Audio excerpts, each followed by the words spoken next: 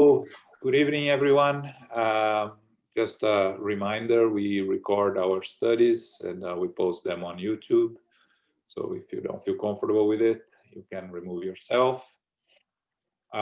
We are back to the study of the Spirits book. We are on the introduction still. The introduction, for those that are starting to think it's taking too long. There are 16 items. We are on item 11, so it will still take us probably a couple of weeks to finish. We've been studying in this introduction the opposition that Spiritism found in the beginnings, and a lot of those things are still the struggles that Spiritism faces today also. The disbelief, the opposition, and the lack of seriousness on the teachings and the study of Spiritism. So in this introduction, Kardec is presenting several items of explanation and arguments for us to have some material to discuss with those that are not comfortable with Spiritism but want to discuss seriously. Again, for those that are not interested, let's not waste our time and their time. But for those that are interested but question it and raise these valid points, then we will have material to discuss. Okay, so I think I'm going to ask Philip to read again because Paco still has struggles with his computer. So Philip, if you can start on 11. One strange aspect of these manifestations is the fact that only the spirits of famous figures communicate with us, and people wonder why these spirits are the only ones who do so. This error, like many others, is due to superficial observation. Among the spirits who spontaneously present themselves, most are unknown than known to us. Well-known spirits use illustrious names that we can readily identify. As for the spirits we evoke, unless they are relatives or friends, they are spirits we do not know. As the names of famous people come to mind most effectively, they are naturally observed most often. Detractors also find it strange that the spirits of eminent individuals would respond to our call so intimately, and sometimes are interested in things that appear to be inconsequential in comparison to what they accomplished during their life. There is nothing surprising in this for those who know that the power and consideration that these persons may have possessed in their human life in no way correlates to their standing in the spirit world. Spirits confirm the words of the gospel. The last shall be first, and the first shall be last. With regard to the rank we receive when we return to the spirit world, accordingly, those who have been first on earth may find themselves to be among the last in the spirit world.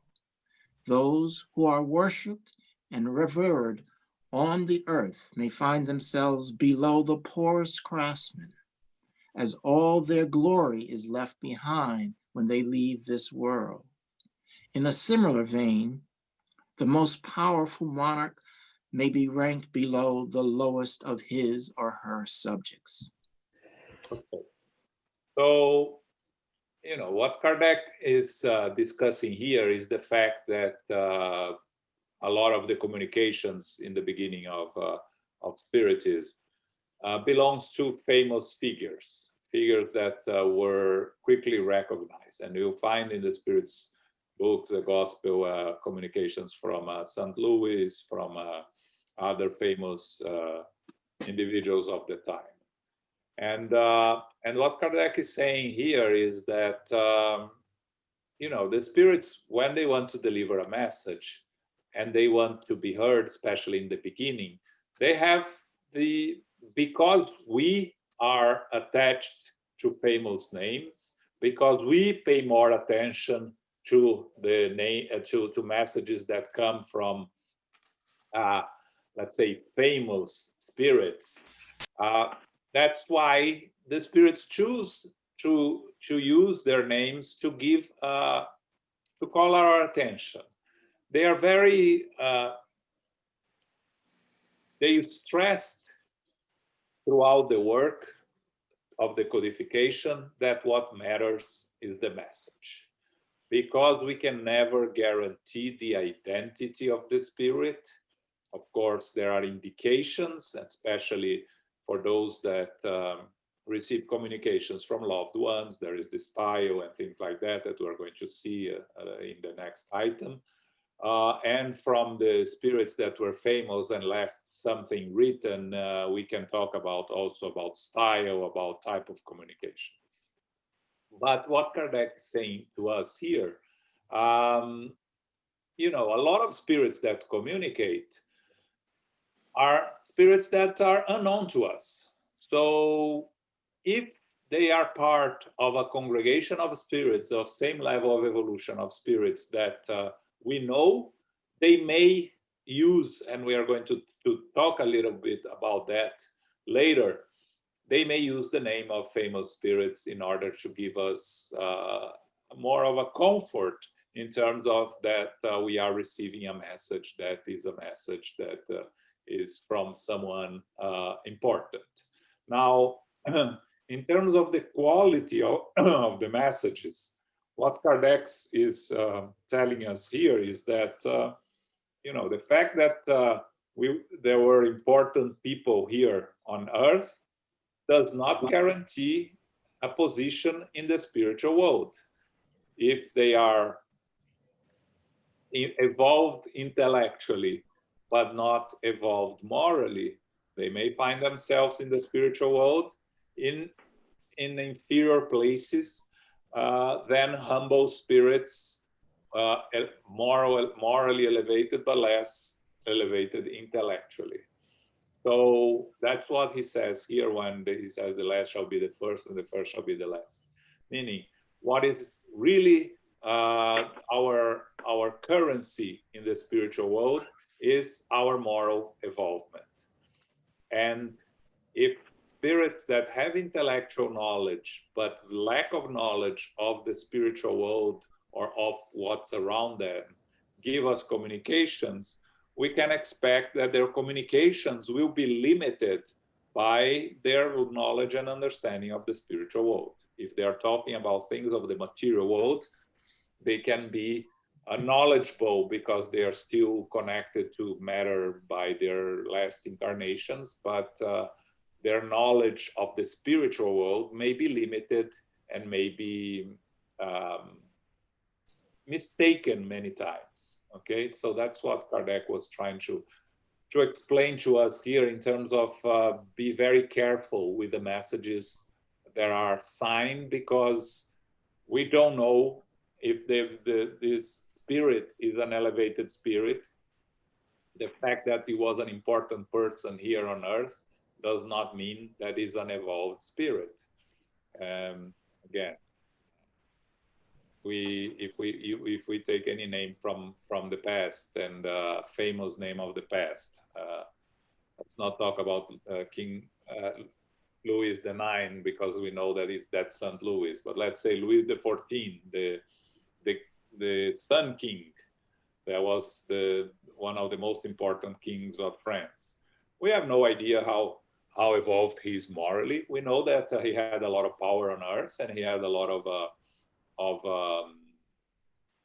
access to things, but we don't know the situation he finds himself in the spiritual world. So if a spirit signs as Louis XIV and the message is not very advanced, well, it may be possible. It may be someone using his name, or maybe it's himself, but not yet evolved enough to give a uplifting message or an important message. Okay. identity of spirits. That's important. We studied that recently in the mediums book in the second part with Elmo. Okay. Any comments, questions here?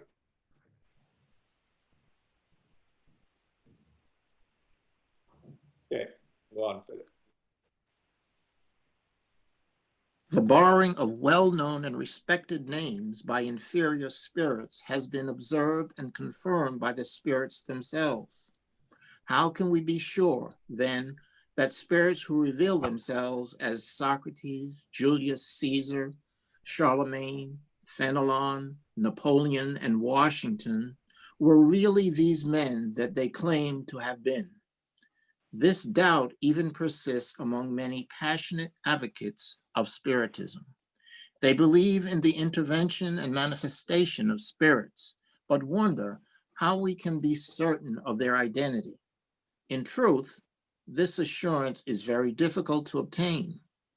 Nevertheless, although it cannot be settled as authentically as a certificate issued by an office of vital records, it may be reasonably presumed based on certain signs. When the communicating spirit is someone we have personally known, such as a relative or friend, and especially if they have passed away recently, that person's manner of speaking perfectly matches the character that we knew. This provides a strong indication of individual identity, which is almost conclusive when the spirit speaks of private matters or family concerns that only that specific person could know. A child surely recognizes the language of his or her parents, just as parents recognize that of their child. During these intimate sessions, remarkable events may occur that can persuade even the most stubborn skeptic. The most skeptical are often amazed by the unexpected revelations made to them. There is another common circumstance that helps verify a spirit's identity. We have already said that the handwriting of the medium generally changes with the spirit contacted, and that the same handwriting is faithfully reproduced every time the same spirit communicates. In the case of recently deceased individuals, this writing often bears a striking resemblance to that of the person during their lifetime. Signatures, in particular, are sometimes perfectly exact.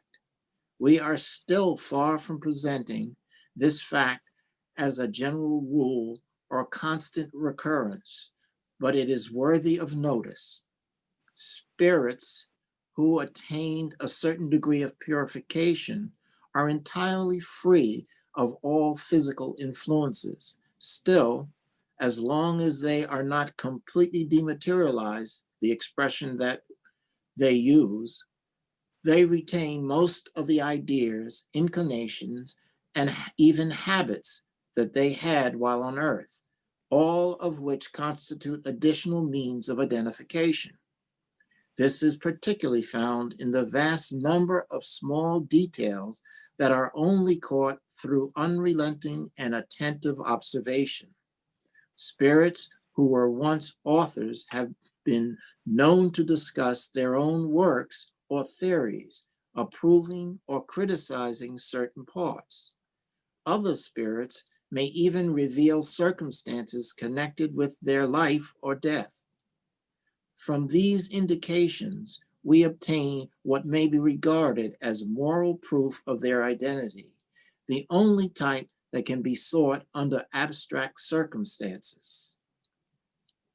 If sometimes we can establish the identity of a spirit to a certain extent, there is no reason to believe that this cannot happen in other cases. Despite not having the same means of identification for individuals whose death has occurred further in the past, we can always base our assessment on language and character. The spirit of a good person does not clearly express itself in any way similar to a perverse or immoral individual. As for lower spirits who assume respected names, they soon betray their true nature by their manner of speaking. If someone calling himself Fenelon, for instance, expressed comments straying from Fenelon's calming sense or morality, the deception would become obvious immediately. If the thoughts expressed were always pure, consistent, and of an elevation matching Fenelon's character, there would be no reason to doubt his identity. Otherwise, we would have to admit that a spirit whose communications teach only goodness would knowingly be guilty of lying, and that would be contradictory. Experience has taught us that spirits of the same degree and character and animated by the same sentiments unite into groups and families. However, the number of spirits is infinite, and we are far from knowing all of them. In fact, the names of the vast majority remain unknown to us. A spirit from the same category as Fenelon may come to us on his behalf and may even be sent by Fenelon himself as his representative. If this were the case, he would naturally call himself Fenelon because he is his equivalent, capable of taking his place.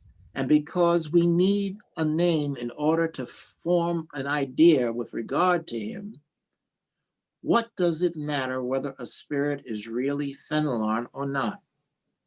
If everything that he says is excellent and in keeping with what Fenelon would probably say, then he is a good spirit. The name that a spirit assumes is of no importance and often is only a means of defining our viewpoint. This would not be acceptable in more intimate sessions, but as explained above, the identity of the communicating spirit in those instances may be determined by other means. The substitution spirits make, however, may cause many mistakes, resulting in errors and deception. In fact, this is one of the most critical difficulties of practical Spiritism. We never said that this field of investigation would be easier than any other science, or that it could be successfully explored without any serious effort. It cannot be stressed enough that Spiritism is a new field of study, one that demands extensive and tireless exploration. As the facts on which Spiritism is based cannot be produced and often occur when least expected, we must wait for them to present themselves. For the attentive and patient observer, there are endless materials for study because there are thousands of characteristic nuances that are countless sources of enlightenment. The same applies to every other branch of science. While a superficial observer only sees a flower, a botanist discovers a treasure trove of knowledge. Okay, so talking about the identity of the spirits, first let's identify Fenelon for those that do not know him. Francois Fenelon, that lived from 1650 to 1715, was a French Roman Catholic archbishop, theologian, and poet and writer. Okay, so he was a famous member of the church in this period that he lived. He was, at some point in his life, he was a teacher of the son of the king, King Louis, I think was Louis 14 or 15, I don't know, don't remember. And then, you know, he spent most of his life in writings and in poems, and he was a very well-known and serious theologian of his time. And he dictated a lot of communications. You'll find him in the gospel in several places, okay? So what Kardec is telling us here, again, going back to the identity of spirits. First, he says, a lot of inferior spirits take the name of famous people to present themselves as something more than they really are. And because they know that we cannot know for sure, they try to take advantage of us, and they will give this, take advantage of these well-known names to try to deceive us. I remember 20 years ago, there was an author in Brazil that came with some books psychographed by André Luiz and Emmanuel. And we had the opportunity to read these books, and the quality was really bad. Had nothing to do with both André Luiz and Emmanuel that we know. And talking about it with Divaldo, he said, listen, there are many André Luizes and many Emmanuels out there. Does not guarantee that are the ones that were communicating with through Chico. So, of course, was low, inferior spirits taking advantage of famous names to try to disseminate their thoughts, and they had the opportunity to influence this medium, and of course, like we always say, the truth always prevail. That's why we shouldn't accept a lie, even if we have to reject 10 truths, because eventually the truth will prevail and the lie will disappear. And I haven't heard about this author of these books in more than 15 years now. So you see, if they were any good, they would still be here, and we will still be using them. We never use them. So it's important for us, the identity, yes, but in the end, the message is what really matters. And again, if we receive a message from Julius Caesar, how can you know if it's Julius Caesar or not? We have nothing from Julius Caesar except historical facts. So we have no idea of his writing style. It's different with Napoleon, more recent ones, even Fenelon, that you have, he was a writer. But, from Socrates or Charlemagne that we studied on the way to the light, that is, he lived in the 1000 something, I think, 1100 or 900. We have nothing written. We know them by historical facts, and we have no way of telling it is or it is not. But the important thing here is, again, the message. Now, of course, when we have, someone that we know personally communicates, we have a way of testing it. And for those that watched that series, Surviving Death, there is this guy that is looking for communications from his father, and he's always thinking about what he wanted to hear from the medium to prove that is his father. And he works a couple of times, it doesn't work another couple of times, but he was surprised in one of them. Again, there are some things about our deceased loved ones that only we know. But what he doesn't say, and we should know better, is that spirits can read our thoughts. So a spirit that is intellectually evolved, but not morally evolved, that knows how to read my thought, can go there and see what I want to hear and tell me exactly what I want to hear from my so-called father, and it's a spirit trying to deceive me. So, there is no guarantee. Of course, the letters received by Francisco Xavier, because of the quality of the medium and the seriousness of the medium, of course, we can trust, and it can be, we can guarantee that it's from a good source.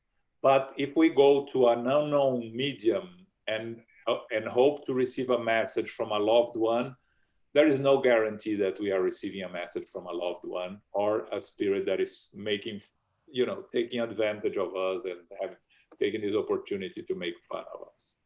So we have to be very careful. And again, in all this, we have to go back to the message.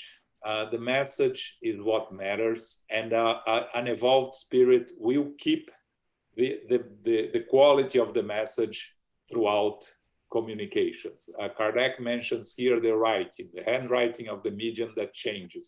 That is true also. When Francisco Xavier was receiving messages, the first book that he ever published, which was a book of poems, and they were, I don't remember how many poems, 80, 100 poems from different poets, Brazilian and Portuguese poets, and the style of each poem was different from the other ones, and the style was very similar to the style of the poets when they were alive. Now, of course, the critics will find differences. When we talk about books, for instance, that were dictated by Victor Hugo, the famous French writer, that have some books both by Divaldo Franco and by Isil da Gama. Of course, there are people that do not believe in this will find discrepancies with the original writings of Victor Hugo. But again, Victor Hugo went back to the spiritual world. Victor Hugo had a lot of experiences in the spiritual world that changed the way he thinks and acts. So you would expect that he would give something different. And also, we have always to remember that a message is never 100% from the spirit. A good medium, a very good medium, probably has 97, 98% from the spirit and 2% from the medium. And, you know, it can be even more. There is always some sort of participation of the medium. You know, we were discussing this on Monday on our mediumship meeting. If the spirit, you know, is a poet in English, and writes a beautiful English poem, and if the medium receiving is not fully knowledgeable in English, the message is not going to be perfect like the spirit wanted, because there is the limitations of the medium. If a spirit decides to give a communication in Japanese, and the medium never spoke Japanese in any of the previous life, there's no way the message will come. So there is always the participation of the medium, but by the style, by the handwriting, we can say that the spirit, it is the spirit who is signing it, but again, we cannot use it as a general rule or constant recurrence, as Kardec says here, but it is a sign of being truth. Now, the more evolved the spirits are, the better the quality will be, and the less earthly bound messages will come. So more evolved spirits will never tell us what to do.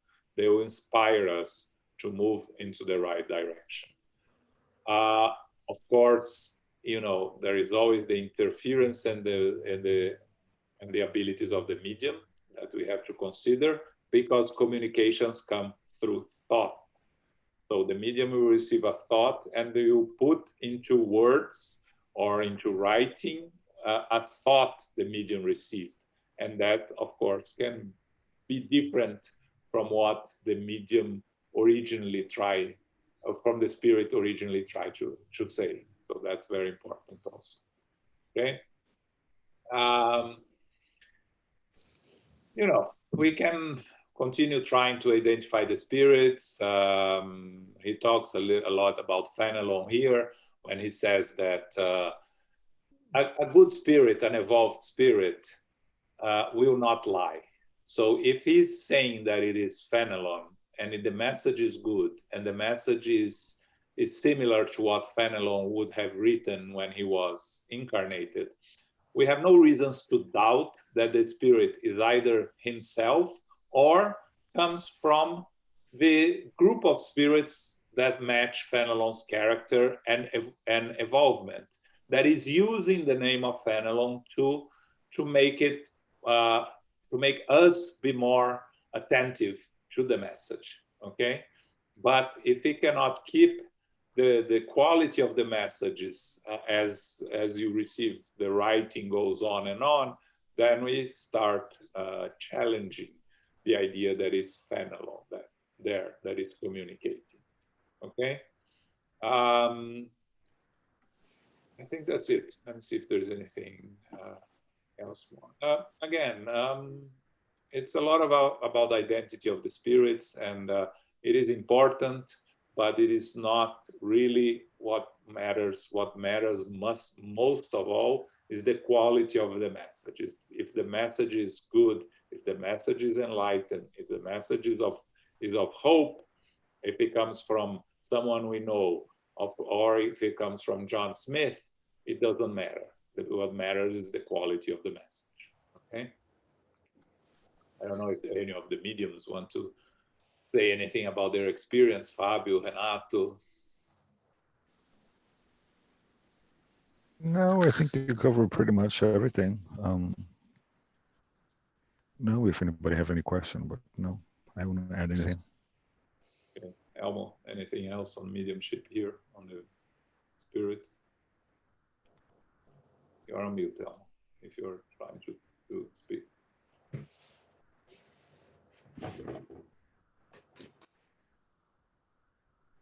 Okay, Elmo, if you're trying to speak, you're on mute.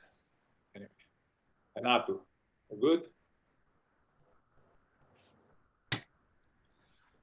Just wondering on the detail regarding to identify the writing of the spirit. You're talking about more of unconscious mediumship on that, unconscious psychography, right? Not like conscious, because at least on a conscious level, I don't know how the handwriting would change. Renato, I have samples of the messages received on Mondays, and maybe 30-40% of them are in different handwritings. I can show you. I have photos. I kept everything because I transcribed them again to make into a Word file. Anyway, yeah. So we did it too. Yeah. At conscious level, it's changing handwriting at conscious level. Oh yeah, absolutely. Mm-hmm. Okay. You will experience that, Renato. You'll see that, but you are just you're starting, or maybe not. Sometimes the medium. But I think Jussara's messages, most of them are the handwriting is basically the same. So not necessarily it will be different handwriting. I think most messages that Chico received were in one type of handwriting. He would receive different ones sometimes when from messages from loved ones, but you write so fast, and you were talking about this on Monday, Renato, that sometimes you cannot put into paper the thoughts that are coming to your mind, and you can imagine that with that the quality of the handwriting cannot be the same as the handwriting of the spirit that is communicating, right?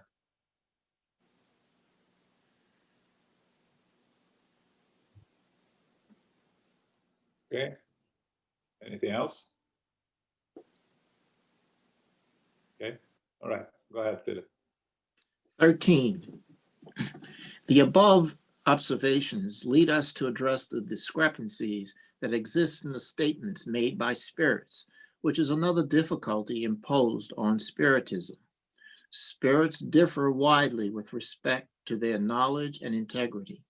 Therefore, it is obvious that the same question may garner very different responses depending on the rank that they hold. This is exactly the same case as if a question were asked of a scientist versus an imbecile or a fraud. What is important here, as we previously mentioned, is knowing who is the spirit to whom we are addressing our question. How is it that spirits recognized for their superiority do not always agree?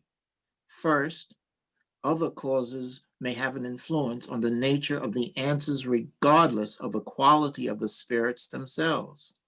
This is a point of the utmost importance that will be explained in detail through further study, provided that this study is carried out with unrelenting attention, extensive observation, and methodical perseverance. Years of study are needed just to become even a mediocre physician, while 3/4 of a lifetime is necessary to become a scholar. Meanwhile, people like to think that a few hours are enough to learn the science of the infinite. Let there be no mistake. Spiritism is a vast subject and involves both metaphysical and social matters. It is a new world opening up before us. Is it strange then the time and a good deal of it at that is required to learn it? The contradictions the opponents of Spiritism allude to are not always as fundamental as they may seem at first. On a daily basis, individuals who work on the same field of science provide various definitions for the same thing. Sometimes this is because they use different terms, and sometimes it is because they study it from different perspectives, although the fundamental idea is the same in each case. We dare you to count the different definitions that exist for the word grammar. We also add that the form of the answer often depends on the form in which the question is asked. It is foolish to regard what is often only a difference of words as a contradiction. Superior spirits completely disregard form of expression because thought is everything for them. For example, let us focus on the definition of the word soul. As this word has no fixed meaning, spirits may differ in the significance that they attribute to it, much like ourselves. One may say that it is the principle of life. Another may call it the moral spark. A third may say that it is internal. A fourth that it is external, and so on and so forth. Each may be right from his or her own specific perspective. Some may even support materialistic theories, although such is not the case. It is the same with regard to the word God. According to some, God is the principle of all things. According to others, God is the creator of the universe, the supreme intelligence, the infinite, the great spirit, and so on. Regardless of the name, it is always God. Lastly, we cite the classification of spirits. They form an uninterrupted succession from the lowest to the highest. Therefore, all attempts at classification are arbitrary, and one may regard them as forming 3, 5, 10, or 20 classes without being wrong. All human sciences offer the same variations. Every investigator has his or her own system, and these systems change, but science remains the same. Whether we study botany according to Linnaeus, Jussieu, or Tournefort, it is still botany. We must stop attributing more importance to merely conventional matters than they deserve and devote ourselves to what is truly important. In doing so, reflection often reveals a similarity that appears to be conflicting at first glance. So here Kardec is talking a little bit about the the communications themselves, when we are reading the communications, and the differences between communications covering similar themes. We know that the work that Kardec did was to send questions to spiritist centers around the world, to be asked to the spirits, and then the spirits will give their answers, and he will compile the answers. So he's talking about the different answers that he received for the same questions. And he's telling us here that, of course, there is going to be differences. If we cannot even agree in the definition of common terms that we use on our daily lives, how can we expect that two messages dictated by two different spirits with possibly different levels of evolution will be exactly the same? It will be very suspicious if it was exactly the same. It has to be different. What matters is that they give the message. The idea is the same. And he goes here that talking about the quality of the spirits giving communication, the understanding of the spirits of the spiritual world, and ourselves. We cannot pretend to go to a so-called medium, receive messages, and then go to a different medium, then receive different messages asking the same questions, and pretend that we understand and we criticize and analyze the messages. Without an understanding of how the communications work, what spirits are able to tell us or not, how much we know of life in the spiritual world and about the communication of spirits, all of these have to be taken into consideration. It says here, Spiritism is a vast subject and involves both metaphysical and social matters. And so a lot of the information we are going to receive from spirits, we may not be able to analyze it for our lack of understanding, our lack of knowledge. So we cannot even say that it comes from a more evolved spirit or a less evolved spirit. If you start reading a thesis from a physician, okay, that physics, that is producing his thesis, can you analyze the quality of the thesis? Well, I don't think we have anyone here that can do it and say if it's good or bad. We don't know physics deeply enough to analyze a thesis of someone that is trying to graduate, doing their master or anything like that. So how can we pretend to understand the spiritual world and the messages received from the spiritual world if we don't have a clear understanding of the spiritual world? It takes, as Kardec says, sometimes to become a mediocre physician, it takes a good part of their life. To become a scholar, it takes 3/4 of a lifetime. So all of this is what he's saying in terms of us trying to judge the messages we receive from the spiritual world and analyze them. So, when we talk about words, he mentions here the word soul.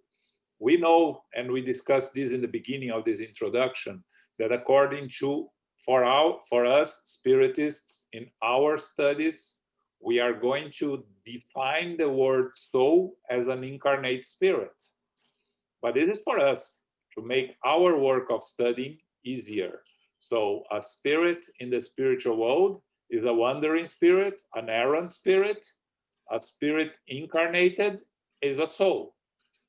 Now, if you go outside Spiritism, you are going to find people that will say, like Kardec says, someone is going to call a moral spark, other one is going to call principle of life, say that soul is inside the body, outside the body, it's a light, so again, there are as many definitions as you want of the word soul. Just go into the dictionary and look for the definitions. You'll find how many different definitions there are in the dictionary, and they are not all of them. So we need to define here. In terms of Spiritism, we define what a soul is an incarnated spirit. Same thing when we talk about God. You will find different definitions of God, and even you find people that do not like to use the word God, that prefer to use the word, the origin or whatever word you like to use, because because God is too religious, because God links to religions. So people don't like to use the word God, and the definition of God. You find people that still think that God is the old guy sitting in a throne, right? So if we cannot agree in words that definition of words that we have and that we use on our daily lives, how can we pretend to agree on dissertations from the spirits talking about the reality of the spiritual world and the reality of our lives here in the physical world? So, what Kardec is trying to say here is, let us study the message, work on the message, work on the information they give to us, use the information to study, to deepen our knowledge. He uses the example of botany here, and just for you to know, Linnaeus, Jussieu, and Tournefort. Linnaeus was a Swedish botanist. Jussieu and Tournefort were two French botanists. So they have different theories, they have different literature, but they are all still botany, as it says. So same thing we say about Spiritism. You have different spirits talking Spiritism from different perspectives. Is it still Spiritism? Is still a message from the spirits, and that's what's important. So let us focus on the message, reflect on it, and not discard it because they appear conflicting, the messages. Okay. Comment, questions?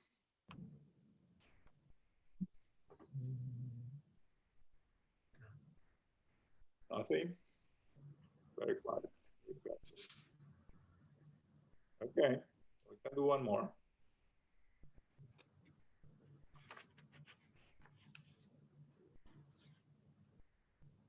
You're on mute, Philip, I think. 14. We would skip over the argument of certain skeptics in relation to the spelling errors of some spirits if this argument did not call attention to a point of great importance. Spirit orthography is not always flawless. However, those who seriously support this criticism must be very short of arguments, debating that since spirits know everything, they should at least be able to spell correctly. We counter this argument by pointing out the numerous spelling errors that more than one of the great minds of science commit, which in no way invalidate their scientific findings. But there is a much more important point here.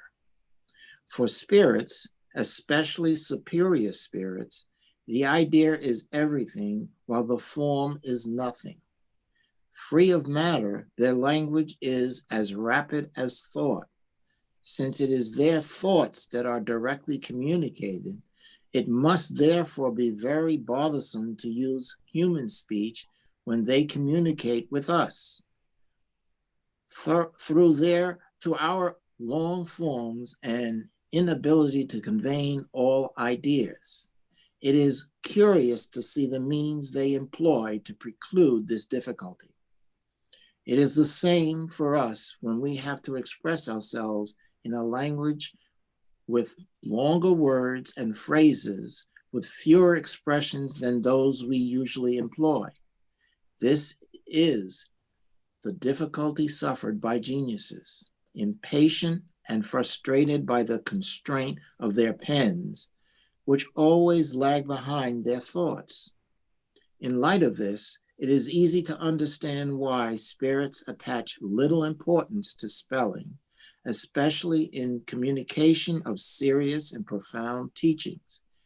We should marvel rather at how they are able to express themselves in all languages and that they understand them all. It must not be viewed that they are unable to express themselves correctly. They simply do this when they deem it to be necessary. For instance, they do this when they dictate poetry, some of which is recorded by illiterate mediums, and nonetheless is of a flawlessness and excellence that stupefies even the toughest critic. Elegance. Yeah. So here it's kind of funny, right? Even to question, the quality of the spirits because they are writing, they make mistakes in spelling. Again, we need to go back to the mediums, right? The medium is the instrument.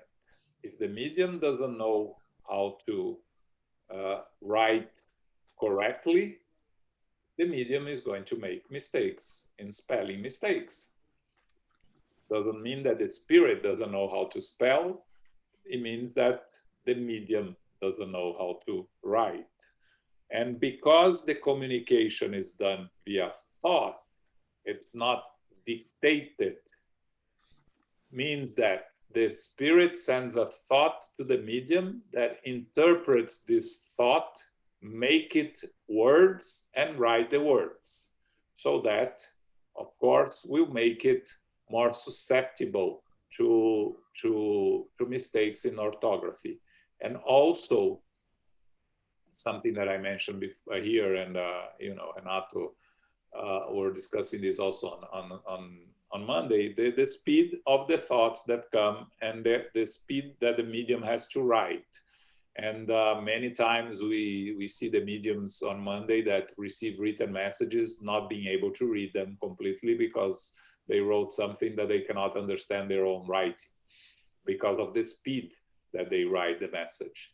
And eventually they'll have to study the message and try to make sense of it. And eventually, they always do. So, of course, the spirits, they have their thoughts. Their thoughts are more elevated than ours. They try to make it convenient for us to understand the message.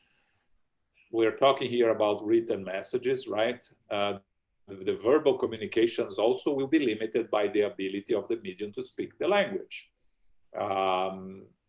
Someone that speaks a broken English will not be able to speak a perfect English, even if the spirit is communicating to the medium in a perfect English. There is the limitations of the medium. There is always a problem there.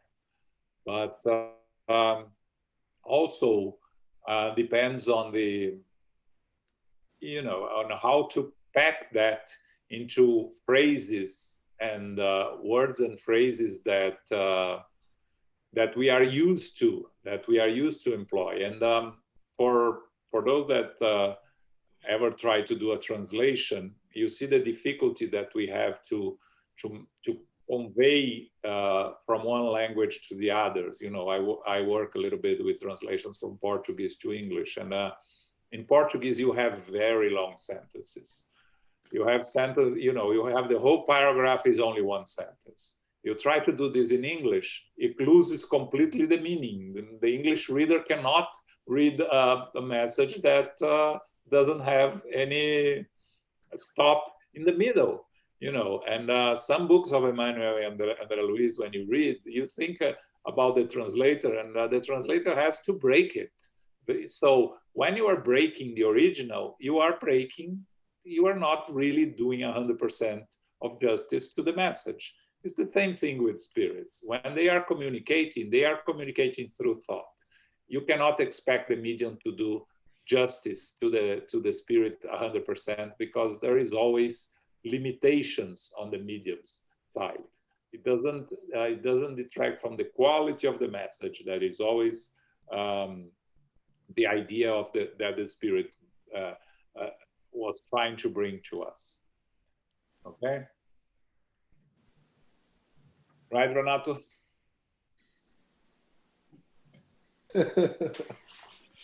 Yeah, it's not easy.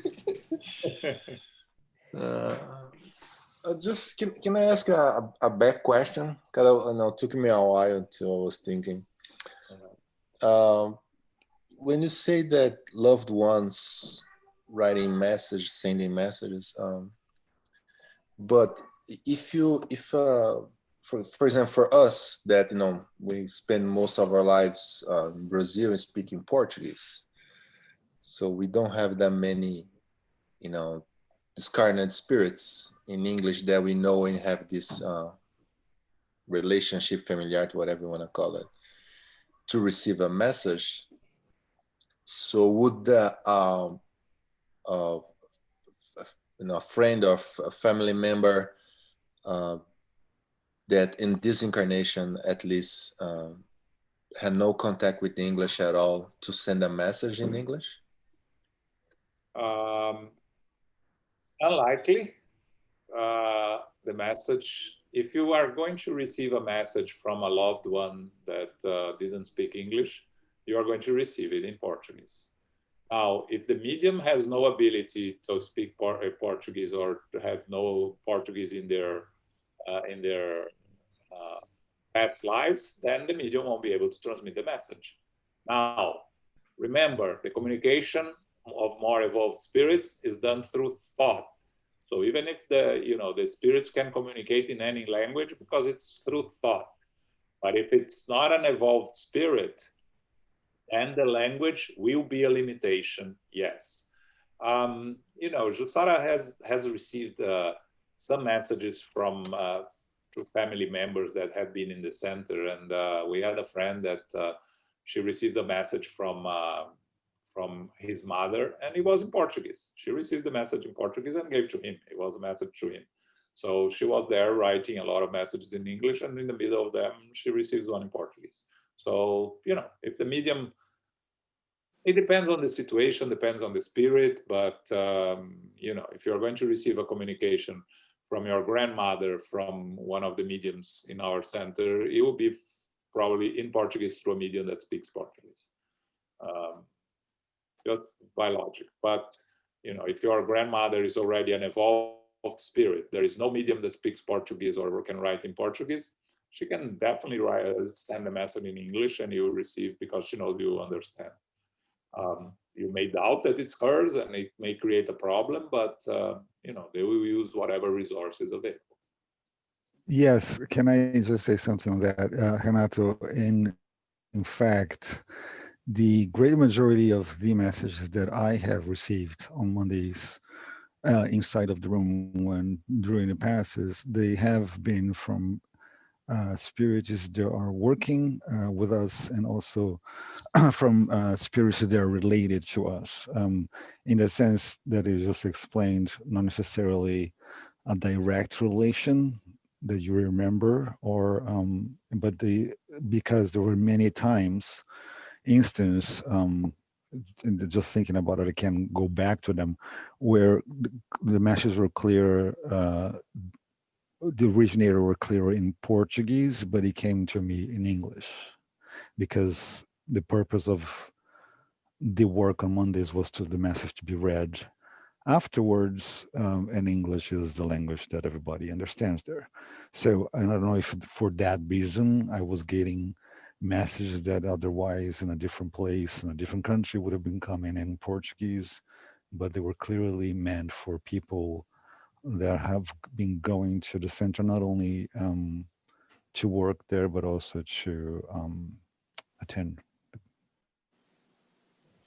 And Fabio, so on your experience, sorry, Jean, when you are receiving, even though is everything done by thought, do you have to make sense, like João was mentioned, or is just clear as if you were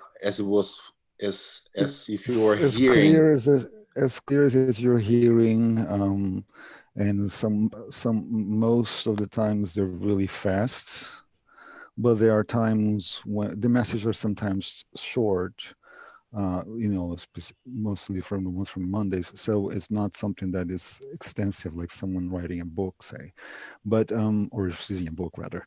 But yeah, so it is sort of listening to somebody speaking.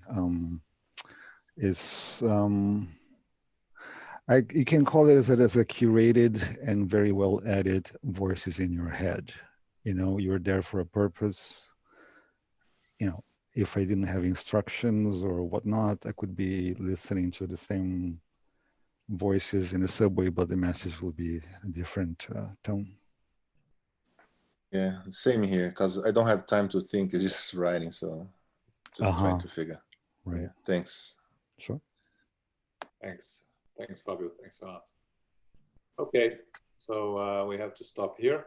7:32. Just a reminder: the talk we have this weekend is on Saturday. We have a talk with Ligia Carvalho, who is the secretary and coordinator of the Spiritist education of the Spiritist Center Divine Light in Newark. And she's also part of the United States Spiritist Federation. She's a director on the Family, Youth, and Children Spiritist Education. Okay, she's a licensed therapist, and she's going to talk about Christ the Consoler.